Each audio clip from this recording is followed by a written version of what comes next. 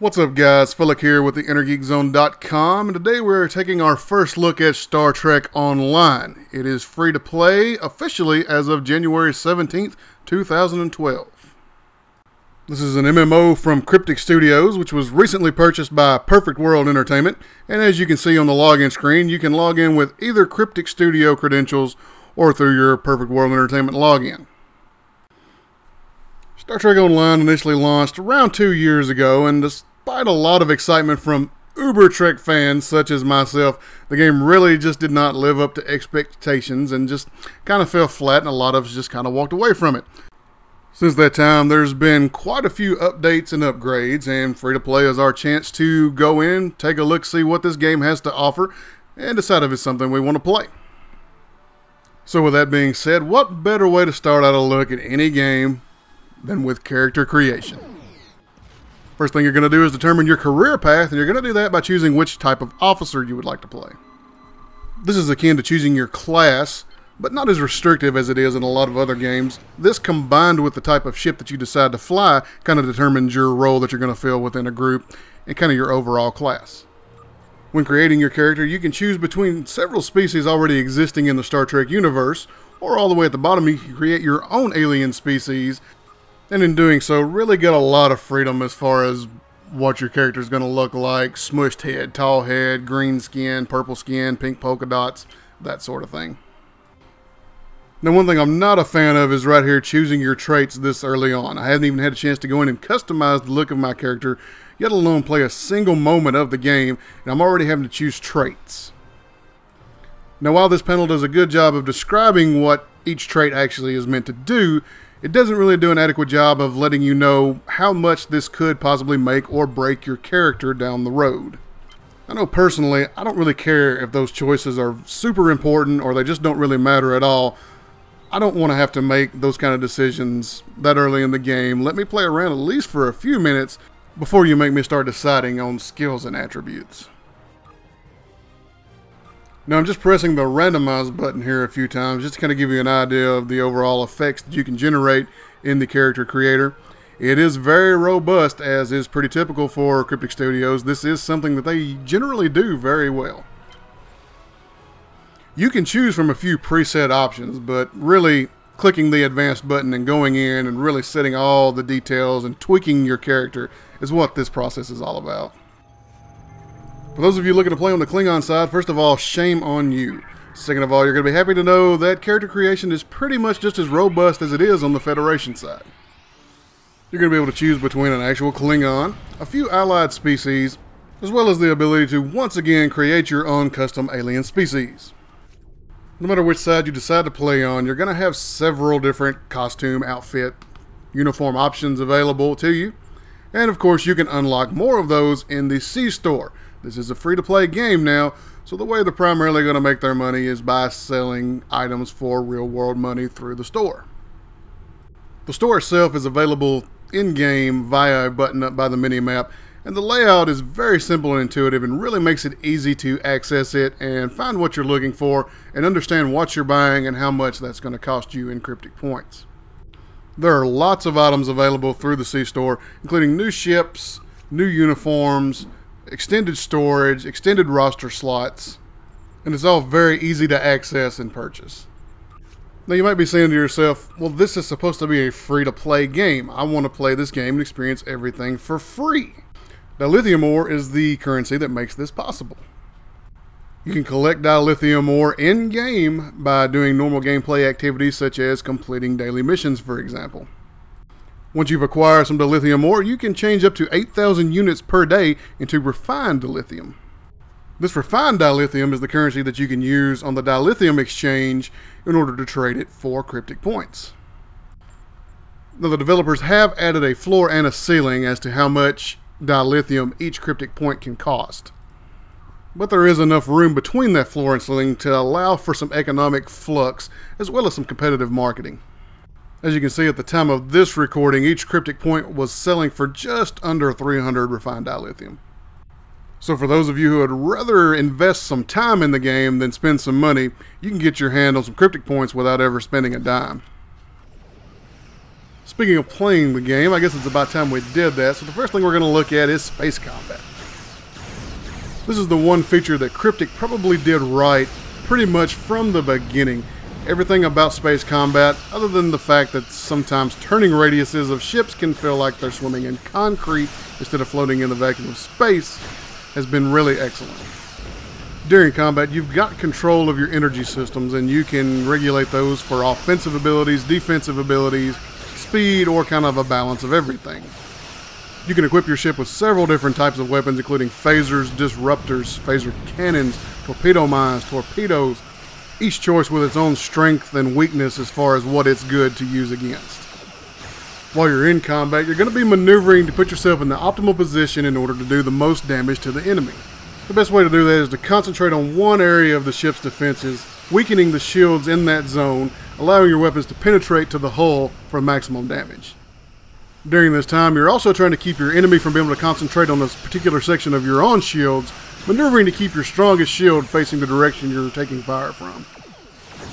You've got the ability to throw some emergency power to a side of your shields that's taking excessive damage, as well as some crew abilities that's going to do things such as bolster your shields or increase the weapons damage that you output. You'll also pick up items along the way, such as shield batteries and weapon batteries, that can also help increase your shields or the weapon damage. You can alter your stats and abilities by swapping out the consoles that are in your engineering, tactical, and science slots, as well as assigning officers to your bridge crew. New officers will come available as either engineering, tactical, or science officers, and you have the choice to either let them fill that spot on your bridge and utilize the abilities that they have available, or you have the option to train up one of your existing crew members, allowing you to replace one of their known abilities with one of the abilities of the incoming officer. It's a pretty flexible system that allows you to really kind of build the skill set that you want to play with. You can also set up your away team out of your available officers, and the same deal applies to that. They all have particular ground skills that they'll be able to utilize if they're a member of the away team. All of your officers can be equipped with equipment, so as you level up, just because an item isn't particularly an upgrade for you doesn't mean that one of your officers can't use it, and you can also give them hand-me-down equipment as you get upgrades for yourself. If you played Star Trek Online early on, you probably already know just how bad ground combat was. In case you didn't know, I'll just go ahead and fill you in. It was horrible. What they've done in order to fix that is go back to the drawing board and came up with a third-person over-the-shoulder style shooter, as you can see here. And this change has really gone a long way to helping ground combat feel like it's worth the time that you put into it. You're having to actually aim at your target before firing and still utilize other abilities such as grenades or whatever your kit that you have equipped gives you the abilities to use. Ground combat was a very major issue early on that desperately needed addressing, and I'm glad to see that they've come up with something that keeps it entertaining and makes it really fun to play. The horrible ground combat of the early Star Trek Online is one of the major reasons I walked away from the game to begin with. The other reason being that questing became rather dull and repetitive fairly early on. Cryptic has addressed this issue by arranging their quests in series of episodes. Each episode consists of a group of missions that contain one overarching story. So while, like in any other MMO, you're eventually going to run into quests that kind of repeat the whole kill 10 rats mindset, there's really a motivation to go ahead and continue through because you want to see what happens next in the overall story. Now, there are complaints that overall there still isn't as much mission content as there should be in the game, but fear not, because the Foundry will be made available for free players to experience. The Foundry is full of missions created by players with the tools that Cryptic made available to them last year that lets them really create a story-driven, immersive kind of atmosphere for you to quest in. Each mission contains a description that kind of lets you know ahead of time what you're going to be getting into if you accept that mission.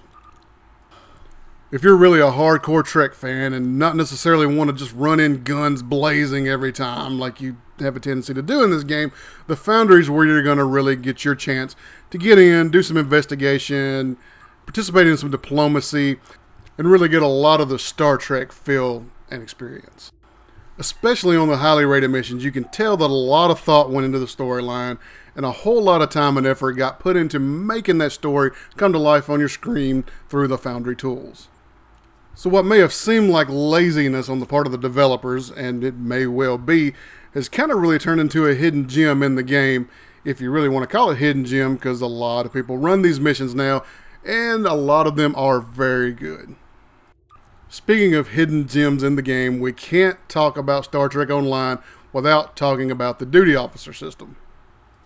This is a mini game within the game, and it gives you the experience of running day-to-day activities aboard your ship and kind of being in control of what your entire crew is doing.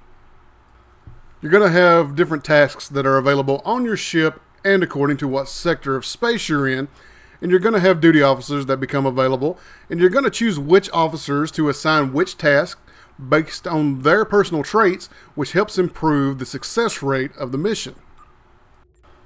As you can see, each assignment has a description off to the side that's going to let you know what rewards you're going to receive if you complete the quest successfully, as well as which attributes from your duty officers are going to help improve your chances of success or be a detriment to the mission and decrease those chances of success.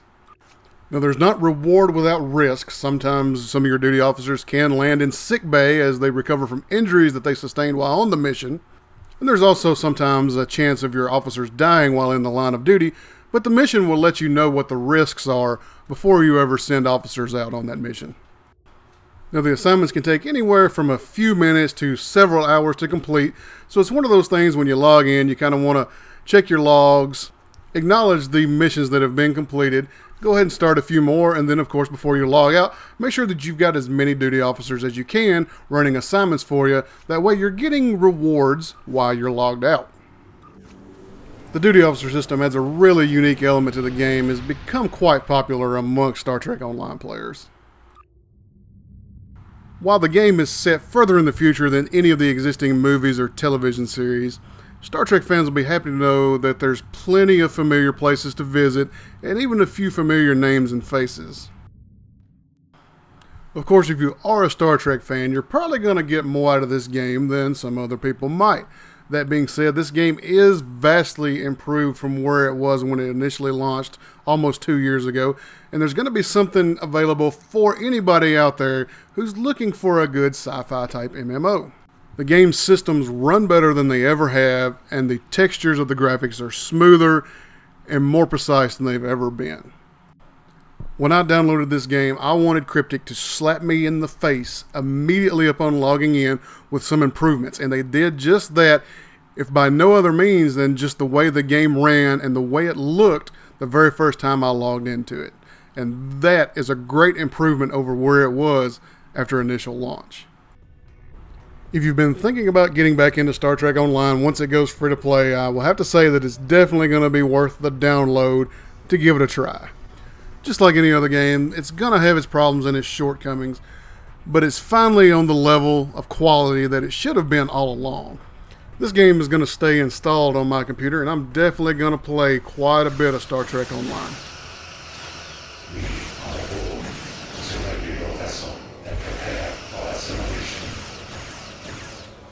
I hope you've enjoyed this first look at Star Trek Online as it goes free to play. If you'd like some more information about Star Trek Online, don't forget to check out the blog at theinnergeekzone.com. Got a few articles up covering initial impressions of the game, and also an article kind of detailing my thoughts on the past, present, and future of Star Trek Online. Also, don't forget to like this video, subscribe to the channel, and leave a comment. Let us know what you think. Thanks for watching, guys, and we'll see you next time.